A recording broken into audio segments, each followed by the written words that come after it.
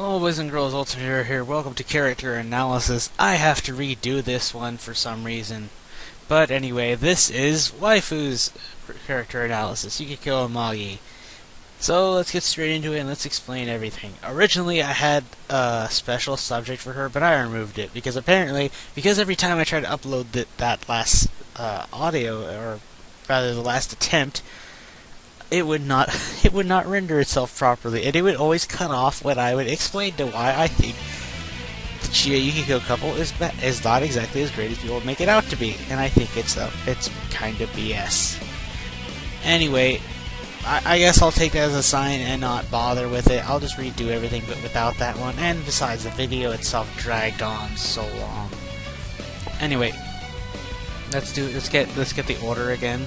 Since it's been a long time since I've uploaded one of these.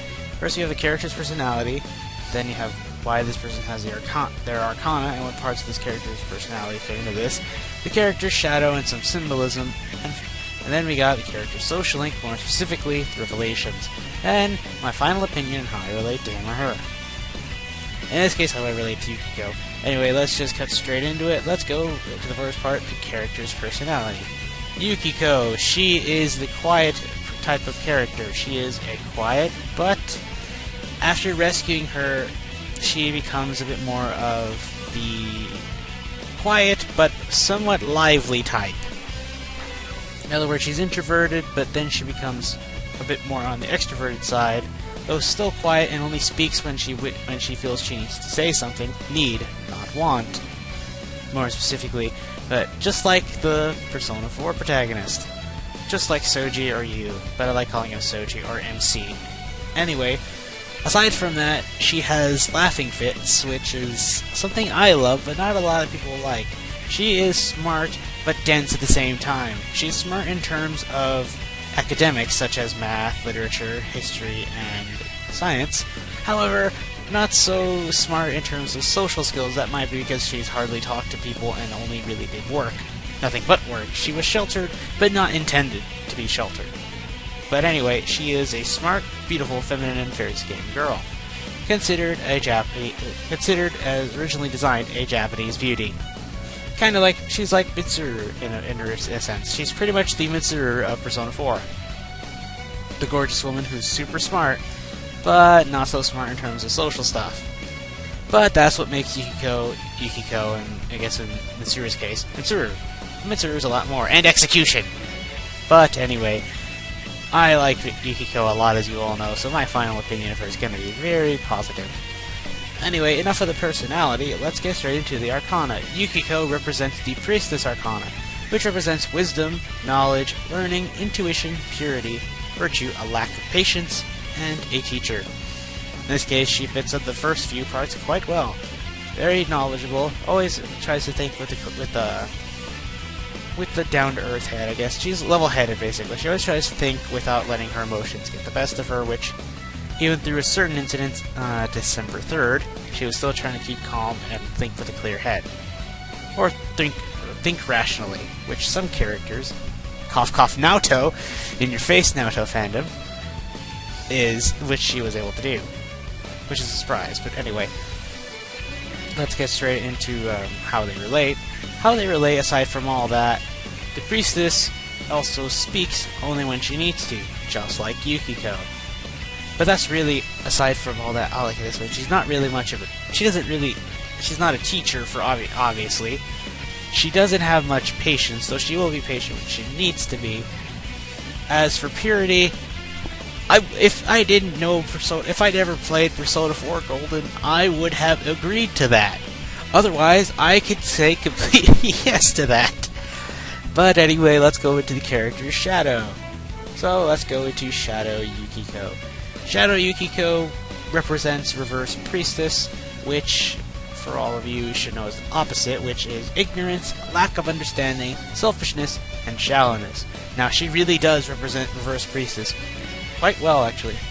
She does not understand why people... Okay, actually, I'll tie them in properly. Anyway, it is so... As Yukiko realizes in her social link, which I'll get to that later, she realizes that she is selfish for actually trying to go off and with her own thing and not worry about and not bother with inheriting the inn. It's selfish to think that to do that without considering how the people will feel, which is actually quite shallow.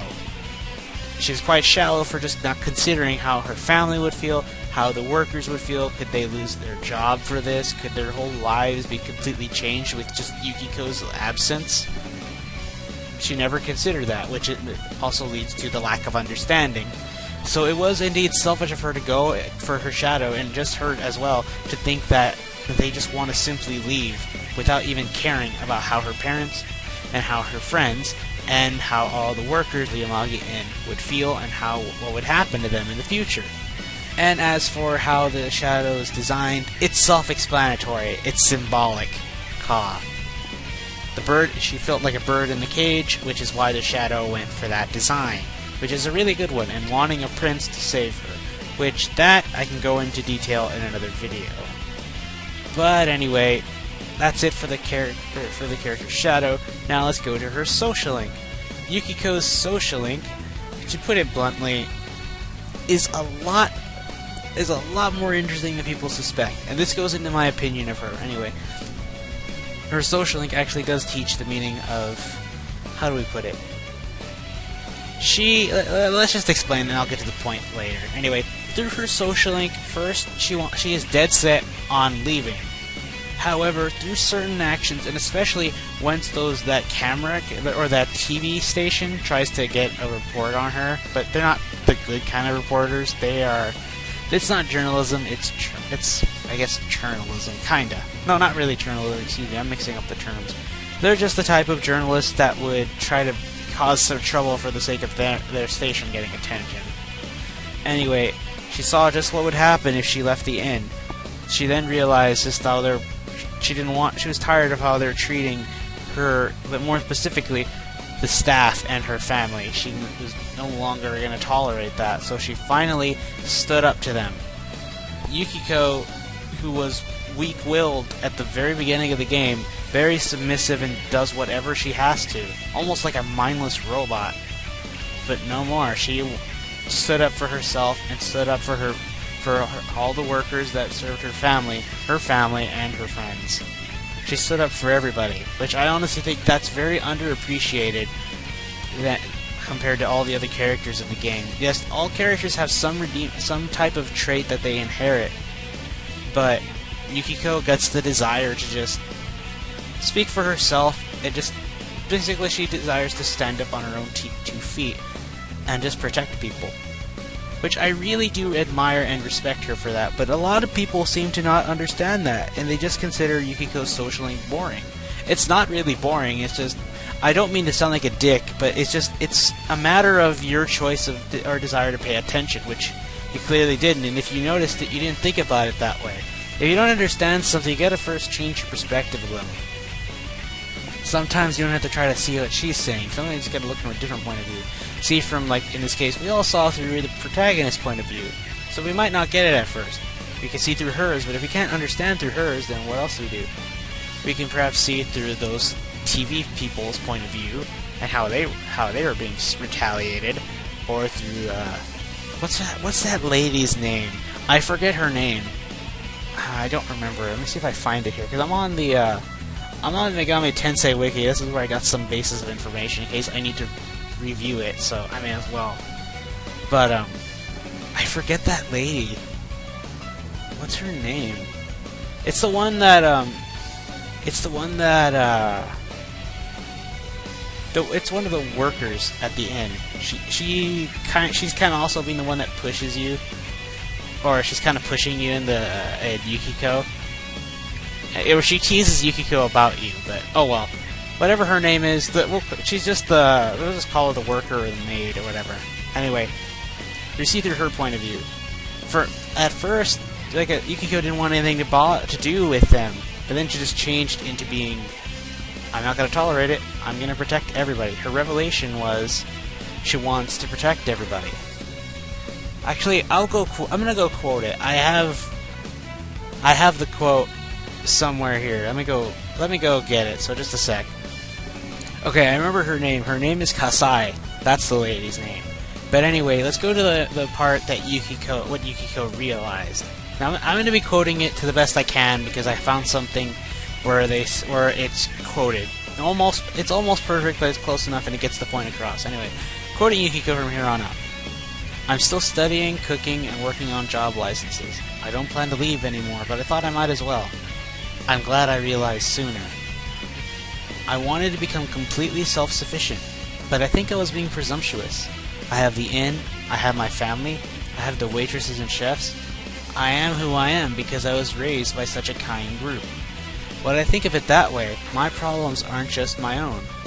That's why I'm going to stay here, by my own will. And that's what I'm really proud of Yukiko for. She realized this practically on her own, because you can't really say that the protagonist helped him. I guess you could say they gave him the push, but of course the protagonist, or you never directly say what you're doing is wrong, and you never explain what she should be doing. She realized it technically on her own. But she realized that there's nothing wrong with there's nothing wrong with asking other people for help if you need it. You shouldn't be able to, basically, you shouldn't shoulder the problem by yourself. But that's what I really like about Yukiko, is that she realized that it's okay to get help. And that's something we all don't realize sometimes, especially when there's a problem that we all have. We sometimes, especially if it feels like it's burdened upon us, and feel like we're the only one that can do it. Unless they literally say, you do this by yourself. It's like, unless it's something like a test, you can't really get help like that. But you get what I mean. There's some problems that you might feel you can do, you have to do it on your own, but you don't have to worry. You have your friends to be able to help you. Which is something a lot of us realize, something we should really try to think about. Yukiko, you could say Yukiko also realized this through seeing the protagonist's actions. As you already know, you can't really say you beat the game or you did everything by yourself. The whole point of the game is showing that you have your friends and family to help you through the direst of times. Which, through her eyes, she saw how he got help around him from friends, family, and herself too. Which is something we don't really pay attention to. But that's really what I like about this. And as she realized, as well as just how she realized that she became the person because of all these people. But it's something we as people don't take the time to appreciate, but it's good that she realized it sooner than later. Most people realize this by the time they're near death. But yeah, that's pretty much all I can say about Yukiko, and that's also a bit of I'm basically mixing in my final opinion of her. But I guess let's get to her opinion. My opinion of her is that I honestly think she is one of the best women in the game, because really, she gets, out of all the characters, and this does sound really biased, but I think she honestly gets the most character development out of all the females of the team. Chie is perhaps next in line, but I don't think Rise, or Naoto especially, gets as much. And this part right here is going to sound really controversial, but first off, let me clarify. I'm not trying to say who you're liking is bad, so don't you dare start any crap about that. If you're starting that, that's you and the desire to pick a fight. If I was going to pick a fight, I would have said, Naoto's a bitch, get over it, or just fuck off, or deal with it. Now then, I'm asking for a fight. But I honestly think all the characters are great. I don't have any character from Persona that I truly dislike. If you understand them but don't really like them still, that's understandable and that's fine. However, if you're just going to dislike them, however you're going to disrespect them, then that's another problem. And that's something we should all understand in real life, but especially we're just going with this game's case. So to clarify, I do like all these characters, but just not as much as compared to Yukiko. Anyway, compared to Naoto especially, because Naoto is one of the most popular, if not the most popular Persona girl out there. Though I think it's actually changed. Chie is now the most popular again. But anyway, we're just going to go with Naoto, because she's the most popular in the States, and I guess Europe too. But anyway, honestly, as people brag about how she gets such great development, sure, as I've already mentioned in my character analysis of her, yes, she does. She does. However, this is the contradiction I found with Naoto compared to Yukiko.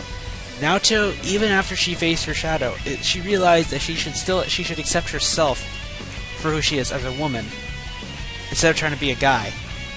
However, when I go down through her social link, I notice she's still trying to act like a guy because of her job. And that's exactly what she realized when she accepted her persona. That she shouldn't let the status of her gender affect what she loves, which is her job, being a detective. She just still decided, she still tried to be a guy and not try to do, just try to be a guy and not do this stuff, which completely contradicts her accepting her persona. I don't know how the hell that shadow didn't pop back out and say, yeah, you're not accepting your gender, Naoto, so I'm back. But somehow, she still kept her persona, which I don't understand that still. I've tried to wrap my head around it. Either I'm missing something, or the game just had to do that for the sake of her, you know, being a party member. But honestly, at least Yukiko did accept her feelings, but that was her back then. That was a knee-jerk reaction because she felt, oh, so since my shadow said I don't want to inherit the end, I really don't. So guess what? I'm not going to inherit the end. However, then we go to Naoto. She's saying, oh, I admitted that I shouldn't let my gender get in the way of my work, but I'm still going to deny my gender anyway. What? Do you get what you see where I'm getting at? The other characters, they actually have at least decent and reasonable responses after they accepted their shadows and you start their social links, but just Naoto doesn't. I don't know why. Either they didn't work on her social link near as enough, or I don't know. I honestly don't know. So, sorry, but like I said, if you want to know why I think the Naoto fanbase is shallow, that's partially why. And I've seen how how they can ravage anybody that disses Naoto. So if they come to me, that's their own problem, and they're the ones making a big deal. So I'm telling you all that right now. You're better off calling your attack and wasting your time from typing up a rant that is probably improper in terms of grammar and spelling, and not going to get you anywhere. In fact, it's going to make you look like the ass. I do like Naoto, just not as much as the other characters, and I understand why Naoto is the way she is. I respect her, and I think she too is a great character. However, I just think Yukiko and the other girls, and practically all the other characters, are a little more reasonable in their social links compared to Naoto. And really, she doesn't get as much character development as she deserves. I will concede that, but that's because of the damn time frame she appears in. But anyway, this isn't about Naoto, we're talking about Yukiko, but I just had to make a comparison between why I think Yukiko gets the most character development. Now, I can't really say for Chie and Rise, but I've already discussed that there, so compare that. But aside from that, I just like how Yukiko thought she was being independent, but in fact she was being over-independent, which that's something you don't ever want to be. You don't need to be that lone wolf, unless you're that type of person, but even lone wolves realize they need to get help from time to time. If you're that type of lone wolf, like a lone wolf, kind of like me, even I realize I can't do everything by myself. Sometimes I am going to need help, so that's what I gotta do. And I've kind of learned that, that's been stuck more in my mind, thanks to Yukiko. And it's really... And another reason why I like Yukiko is because, I guess, and this is gonna sound obvious for me, but just how Yukiko is, her type of personality is kind of what I would like in a woman. I personally I like positive women, but I don't really like cheeriness, I can't think of a woman that's very, loud or not talkative, but just, they speak a fair amount, but they're really, I guess they are kind of loud, but not the bad kind of loud. Not that bad kind. I mean the positive type of loud, which is hard to explain. I guess someone like Rise. She's positive, which I like, but she can get a little bit of, I guess, too much on you, if that makes any sense. She's too much to bear. But I prefer a quiet woman. But that's just me, as well as I prefer one that's quiet, but not the dead silent type. I like one like Yukiko who's also got, a bit of a warmer side and a caring side, and just somebody who's also got that humorous side, and they have a good sense of humor. Now, I can't really say if Yukiko is a good one, but I like one that likes to laugh a lot. But again, that's just me, and that's my type of woman. A lot of people like Chie as well. They like tomboys, or they like Rise because they like a really cheery, positive girl. But I still don't see what people really would like Naoto. Again, she's not that bad, but say that to the fan, no matter how much you tell them that she's not a bad person, they'll be like, oh, fuck you. That's the worst type of fan base, which all of our fan bases are. If you dislike a character, they'll be like, oh, why do you not like this character? You're a little shit. Fuck you. That doesn't accomplish anything. And again, I actually heard this from a video recently. Whether you like a character or not does not make the game to be bad. it's all a matter of personal taste. And my personal taste is I don't really like Naoto that much. I don't dislike her. I do like her, like every other character. Just don't like her. But I love how I spent this second half talking nothing but Naoto, but at least I compared her. And I compared her and the other, like, somewhat, hardly with the other girls to Yukiko. Anything else I can say about Yukiko? I wish she could be a better cook, but after seeing how bad Yukiko can cook, it's like, okay, I've kind of realized, like, I know I can't cook that bad. I can't make a food that can knock you out unconscious or kill you, making you have to use an extra life. But regardless, and I guess that's also why I ship Yukiko and Souji, is because they're both the quiet types, but I know they both got that underlying sense of humor, which makes them kind of click well. But that's for a shipping video. Anyway, I think that's all I can really say. So all in all, final opinion of Yukiko, I honestly think she's one of the more unsung heroes of the game, because her character development is by far the most interesting. And I guess because Yukiko's the quiet one, she's as people say, it's always the quiet ones you gotta look out for. But I find how there's so not much known about her that I find her so interesting. To most people like everything to know right there. It's kind of like I'd rather see it all right in my face than have to go look for it. It's kind of like they don't want to put the effort in to understand, which disappoints me if that's how society really is. But regardless, Yukiko's my favorite. I understand why some people like Chie, Rise, or Naoto, but I just think Yukiko is not that bad, and it kind of disappoints me when people say that she's boring. She's not. It's just a matter that you don't want to really make that effort to understand her compared to like somebody like Kanji. But Kanji is like, I guess because like she's also got that aura like the protagonist that you want to just know more about.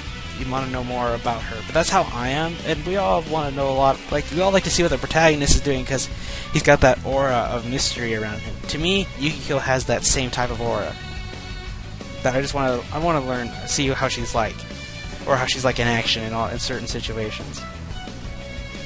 But that's pretty much how I feel about Yukiko. She's a really great character, but very underappreciated, and it disappoints me when people say she's boring or lame or her social link is pointless and a waste of time. When in reality it's not. It's just people who say that, I should say. But it's when the people say that, they just have a lack of understanding and they choose not to understand. There's a difference between not being able... Actually, I'll quote Naoto here. Again, I have to mention Naoto. Failing to... Okay, I hope I get this right.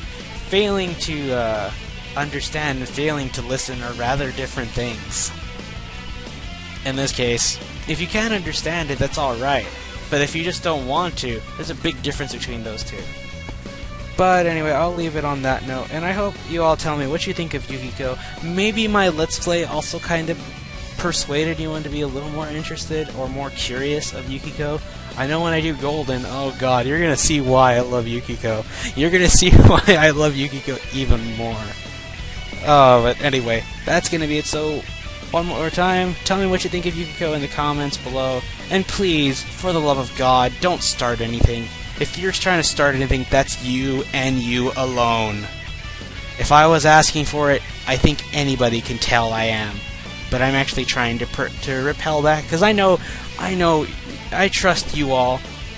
I trust you all, and I know you're better than that, but I know there's just some people who are always picking for a fight to always prove their character is the best. I wouldn't go as far as to fight against, and I'll understand against something like those controversial characters to say, oh, why this character sucks, or why they're bad. Something like that I understand when they're always asking for a fight, but in my case, I'm just saying, I like this character over this one, and this is why. But if you like your character, that's understandable. I'm not trying to say who you can and can't like. I'm not. So long as you love the Persona game, I don't care who you like, really. You can love Adachi for all I care, because you know why. For obvious reasons, and I won't care. So long as you love the series, I don't care. That's all I ask for. I love it when I meet other fans of Persona. But anyway, that's going to be it. So, next time, I'll be getting the protagonist, which I don't know when that'll be, because now that the Persona 4 manga's revamped, I can actually learn more about Souji. So that's going to make it interesting, and it's going to delay that video for a while, perhaps even longer than it took for this video to come out. But regardless, I think it shall be interesting, and I hope I can see if Souji actually develops. Anyway, so until next video, stay gold.